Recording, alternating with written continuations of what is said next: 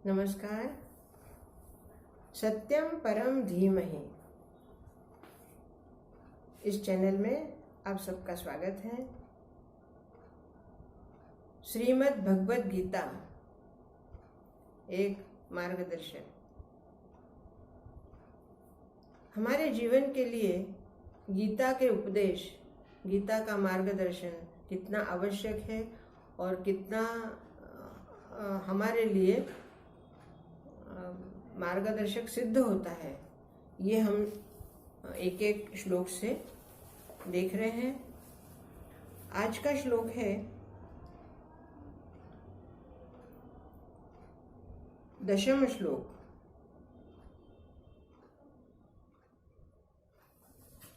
नवम और 10वां श्लोक। युधिष्ठिर धर्म के खेमे में है और दुर्योधन अधर्म के खेमे में। तो धर्म और अधर्म का ये युद्ध, सत्य और असत्य या कपट और मैत्री, संधि। दुर्योधन ने द्रोणाचार्य को पांडवों के खेमे में जो लोग हैं, शूरवीर हैं, उनके बारे में बताया और अपने खेमे में जो हैं उनके बारे में बताया। आगे वो दुर्योधन क्या बता रहे हैं देखिए। जब इंसान को भ्रम हो जाता है या अति महत्वाकांक्षा में इंसान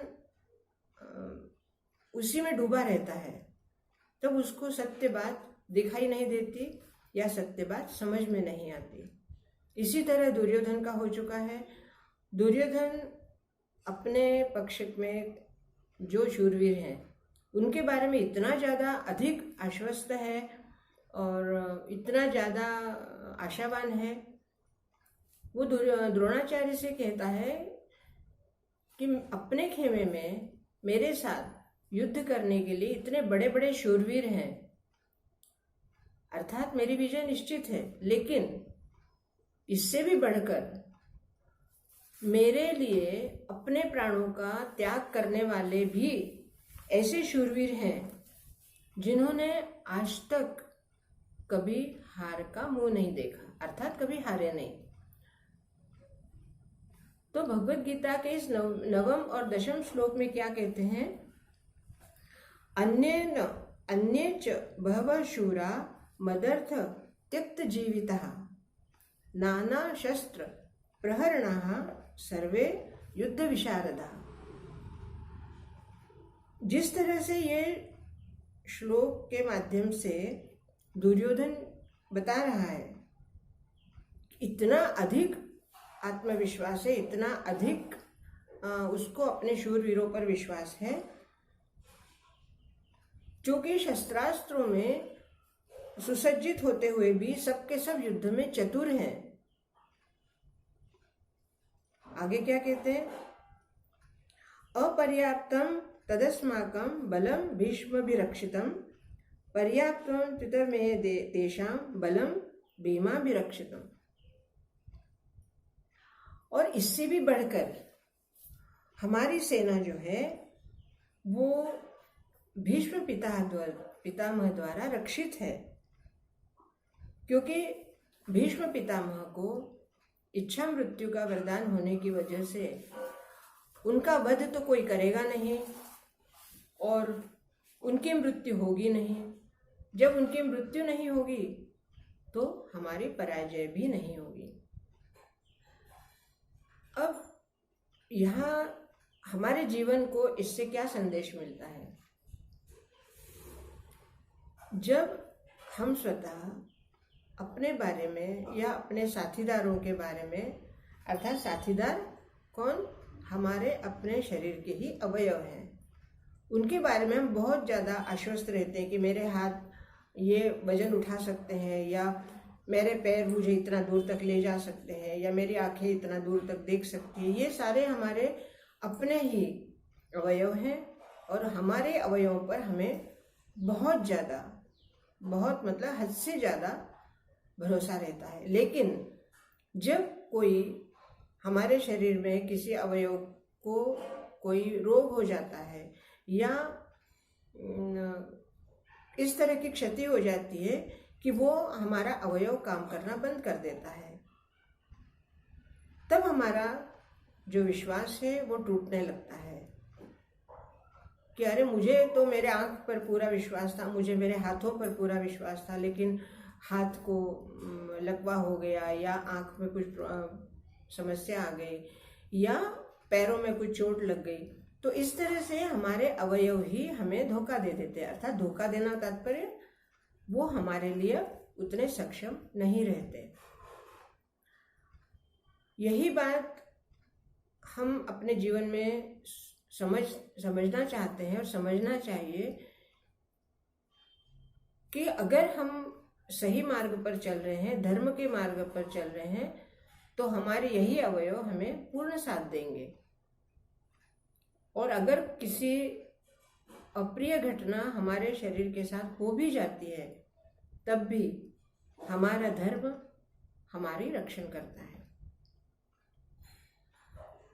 तो दुर्योधन ने जिस तरह से द्रोणाचार्य से कहा, अर्थात हम अपने आप से कहते हैं कि देखिए मेरे पास सब कुछ है, मुझे कोई मुझे पराजित नहीं कर सकता, लेकिन फिर भी पराजय हो जाती है, क्योंकि हमारा एक मर्यादा से ज्यादा अपने आप पर भरोसा या अपने साथीदारों पर भरोसा, जो कि हमारे गलत निर्णय पर वो हमारा साथ दे रहे हैं।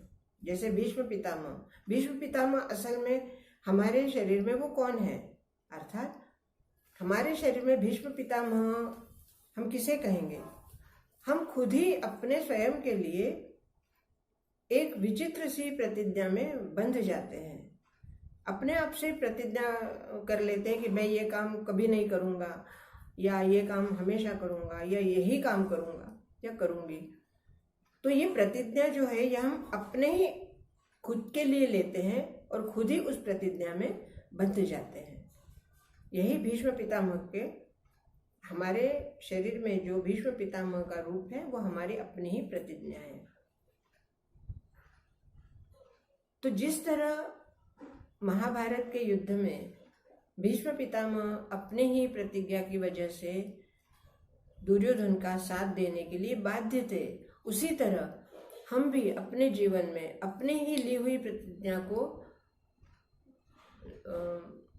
बाध्य हो जाते हैं उस कार्य को करने के लिए। तो दोस्तों, गीता का यह श्लोक हमें क्या बताता है, हमारे लिए क्या संदेश है? जब भी कभी हमें एक मर्यादा से ज़्यादा हम महत्वाकांक्षी बनने लगे या हद से ज़्यादा हमें आश्वस्त अपने आप को करने लगे, तो सचेत हो जाएं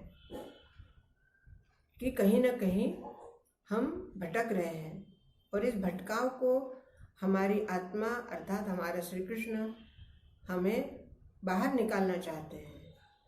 जिस तरह भगवान श्री कृष्ण ने बार बार धृतराष्ट्र से कहा कि महाराज संधि कर लीजिए, शांति प्रस्ताव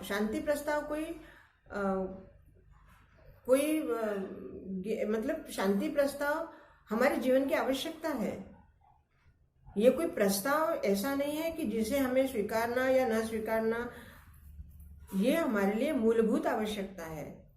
और इस मूलभूत आवश्यकता को ध्यान में रखते हुए ही हमें अपना आत्मा, अपने अंदर का श्री कृष्ण हमें बार बार कहते हैं कि आप शांति बनाए रखें, अर्थात धर्म से चले और अधर्म को त्याग दें, या विचार करें कि हम जो कर रहे हैं वो धर्म संगत है या अधर्म संगत है। दोस्तों, जीवन बहुत मुश्किल से मिलता है और मिले हुए जीवन को हमें सार्थक अगर बनाना है तो गीता के उपदेश, भगवान श्री कृष्ण के संदेश हम अपनाएं, अपने जीवन में उनका उपयोग करें और अपने जीवन को सार्थक बनाएं। आज के लिए इतना ही। मेरे इस चैनल को सब्सक्राइब कीजिए, लाइक कीजिए, शेयर कीजिए और बेल बजाइए। कोई सुझाव हो तो आप अवश्य लिख सकते हैं, और कोई प्रश्न हो या कोई जिज्ञासा हो तो आप अवश्य पूछ सकते हैं। बहुत बहुत धन्यवाद। जय श्री कृष्ण।